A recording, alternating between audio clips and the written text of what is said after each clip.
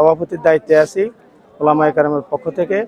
তো আলহামদুলিল্লাহ, যে 18 কোটি 20 কোটি মানুষের পক্ষ থেকে যে একটা জানাজার মধ্যে গণজোয়ার সৃষ্টি হয়েছে, যে বাংলার জাতি শুধু বিএনপির চেয়ারপারসন বেগম খালেদা জিয়া নয়, বাংলার জাতি এটাই প্রমাণ করেছে দলমত নির্বিশেষে উনি 18 থেকে 20 কোটি মানুষের হৃদয় কেড়ে নিয়ে তাদের প্রত্যেকের চেয়ারপারসন বেগম খালেদা জিয়া দেশ নেত্রী হিসেবে এমনভাবে উনি ওনার জীবনকে পরিচালনা করছেন যে ওনাকে আর্মি প্রশাসন থেকে ওনার বাড়ি থেকে বের করে দেওয়ার পর যিনি তিনবারের সংসদের প্রধানমন্ত্রী ছিলেন, তিনার একটা নিজ বাড়ি নেই, উনি কোথায় যাবেন?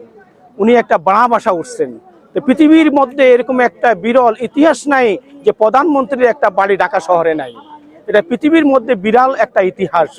আর আজকে এই জানাজার মধ্যে লক্ষ লক্ষ কোটি মানুষ ওনার রুহের মাগফিরাত কামনা করার জন্য এখানে আসছেন, সমবেত হয়েছেন, এবং এটাই প্রমাণ করেন যে উনি দুনিয়াতে চলতে ফিরতে ওনার যে সমস্ত ভুল ত্রুটি হয়েছে, আল্লাহ পাক যেন ওনার সমস্ত ভুল ত্রুটিগুলো ক্ষমা করে দেন, মাফ করে দেন।